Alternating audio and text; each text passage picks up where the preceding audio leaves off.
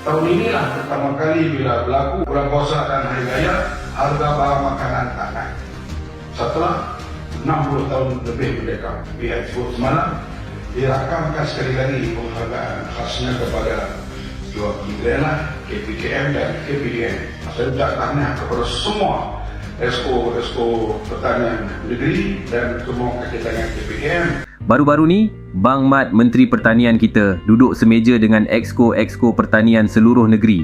Banyak benda penting dibincangkan, tapi yang paling menarik, Bang Mat tekankan satu fakta yang kita semua patut tahu. Sejak kerajaan Madani ambil alih, harga ayam, kambing dan daging lembu tak naik pun masa musim raya. Bukan setakat raya puasa, raya korban pun harga stabil. Biasa kan? Tiap kali nak raya, harga mencanak naik.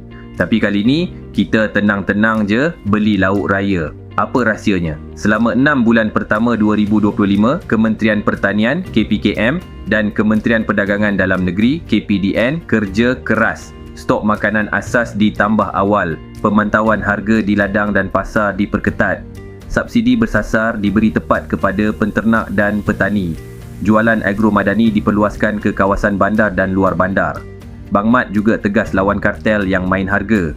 Kalau dulu kartel boleh kontrol bekalan, sekarang kerajaan terus masuk campur, pastikan barang sampai ke tangan pengguna dengan harga patut. KPKM pun giat bantu petani dan penternak tingkatkan hasil, guna teknologi moden, benih berkualiti dan kurangkan kebergantungan kepada import makanan. Sekarang ni, banyak hasil tempatan jadi pilihan rakyat, segar, murah, berkualiti. Kesimpulannya, inisiatif Bang Mat dan pasukannya bukan sembang kosong.